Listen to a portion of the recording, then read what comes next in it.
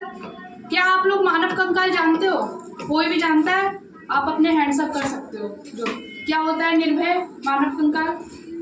अच्छा ये बताओ, मानव कंकाल को इंग्लिश में क्या कहते हैं? स्केलेटन। ठीक है, स्केलेटन। अब बताओ मानव कंकाल का काम क्या होता है? ये होता क्या है? सीवी खड़े हो, स्टैंड अप। क्या होता है मानव कंकाल? नहीं पता, कोई बात नहीं। देखो मानव कंकाल क्या होता है, एक हड्डियों का ढांचा होता है। क्या आपने कभी सोचा है ये हड्डियां आपके शरीर में ना हो तो क्या होगा? कभी सोचा है आपका शरीर कैसा होगा? किसी ने सोचा है कि मान लो ये हड्डियां ना हो तो आपका शरीर कैसा होगा? किसी ने जेली देखी? जेली सबने देखी होगी जेली। ठीक है, तो आपका शरीर जेली जैसा होता। क्यों? क्योंकि ये जो ये हड्डियां हैं वो हमारे जितने भी अंदर जो अंग होते हैं, जैसे हार्ट हो गया, ठीक है, किडनी, लंग्स, उनको ये कवर करके रखता है। ठीक है, ये एक ढांचा है। ये ढांचा क्या क्या करता है? जैसे बाहर से कोई अटैक आया तो उससे ये बचाएगा, इसके अंदर जो भी अंग होंगे उसको ये बचाएगा, ये ढांचा। ठीक है, इसके अंदर क्या होता है? खोपड़ी के अंदर ब्रेन होता है। ठीक है, अगर मान लो कोई खतरा है, इस पे कोई अटैक कर रहा है, तो अगर ये ढांचा नहीं होता तो क्या सीधे अटैक किस पे जाता? ब्रेन पे। ठीक है, अगर आपको थोड़ा सा भी कोई यहाँ मार देता तो वो सीधे किस पे अटैक जाता? ब्रेन पे। ठीक है, आपका ब्रेन हिलने लगता। बट ये इसका क्या है? ब्रेन का कवर। क्या है ये? कवर। ठीक है, स्कल बोलते हैं इसको इंग्लिश में। ठीक है, तो ये आपकी खोपड़ी जो है आपके दिमाग का कवर है। अब देखो आपकी किताब में बहुत सी चीजें लिखी हैं, जैसे कि 206 हड्डियां, ऊपर से लेके नीचे तक कितनी हड्डियां होती हैं? 206, जिसमें से 50 जो हड्डियां केवल हाथ में होती है। 50 हड्डियां केवल कहाँ होती हैं? हाथ में। ठीक है, अब आप इसके कई बातें इस बुक में लिखी है, वैसे वैसे जैसे जैसे इसमें जो जो लिखा है वही हम आपको बताते जाएंगे। तो इसमें पहली चीज बता रहे हैं कि खोपड़ी की जो मस्तिष्क है उसकी रक्षा कौन करता है? खोपड़ी। ठीक है, दूसरी ये चीज कह रहे हैं जोड़ों और मांसपेशियों के साथ ये शरीर की गति करने में सहायता करते हैं। ठीक है, अब देखो इसमें आपको संधि दिखाएंगे। संधि क्या होता है? संधि का मीन क्या होता है? जुड़ा हुआ।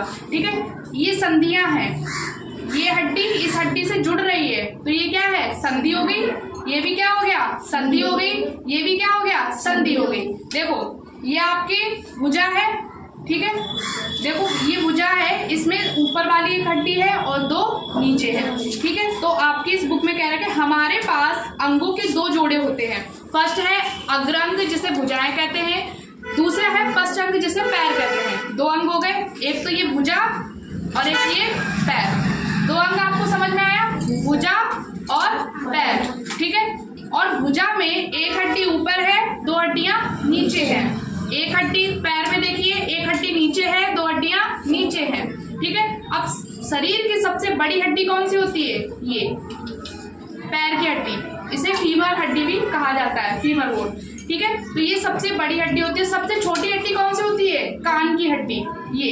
ठीक है, यहाँ पे हड्डी होती नहीं पहली बात तो, और सबसे छोटी होती है, सिर्फ एक ढांचा।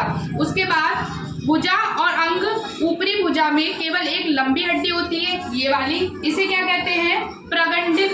क्या कहते हैं? प्रगंडित। ठीक है, उसके बाद निचली भुजा दो हड्डी होती है जिन्हें बहिःप्रकोष्ठिका और अंतःप्रकोष्ठिका कहते हैं। ये दो हड्डी, बहिःप्रकोष्ठिका और अंतःप्रकोष्ठिका।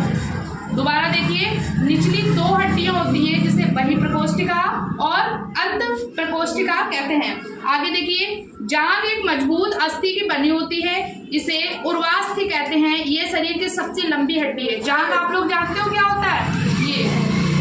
ये क्या है? जांघ। ठीक है, ये उर्वास्थि क्या है? उर्वास्थि अस्थि है। उसके बाद आप अपनी बुक में देखिए, टखनों और पैरों में कुल 52 हड्डियां होती हैं।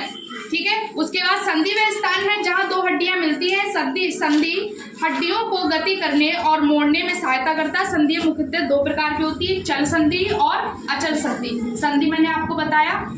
ठीक है, संधि मैंने आपको बताया, ये जो कि एक प्रकार की चल संधि होती है। ये संधियां करती क्या? मान लो ये संधि नहीं होती तो क्या आपने कभी सोचा है क्या हो सकता है? ये बताओ, आप मुझे आंसर दो। अगर संधियां नहीं होती तो क्या होता? कोई मुझे आंसर दो। दे सकता है? नहीं दे सकता, कोई बात नहीं। देखो संधि अगर नहीं होती, मान लो यहाँ कोई संधि है, यहाँ है क्या?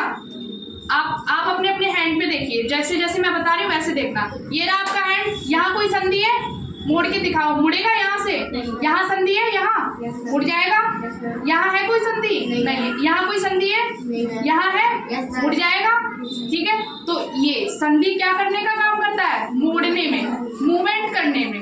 ठीक है, ये मूव करता है। संधि के जरिए से हम किसी भी स्थान पे इसको मोड़ सकते हैं। देखो ऐसे ऐसे डांस भी हम इन्हीं संधियों के जरिए करते हैं। मान लो अगर ये संधि नहीं होती तो आप कोई भी डांस नहीं कर सकते, कोई भी मूवमेंट नहीं कर सकते हो। ठीक है, तो अब और अचल संधि, ये तो हो गई चल संधि जिसकी वजह से हम मूवमेंट कर सकते हैं। और अचल संधि किसे कहते हैं? जैसे खोपड़ी है, खोपड़ी में आप कहीं भी संधि देख रहे हो? नहीं देख रहे ना, इसको नहीं मोड़ सकते।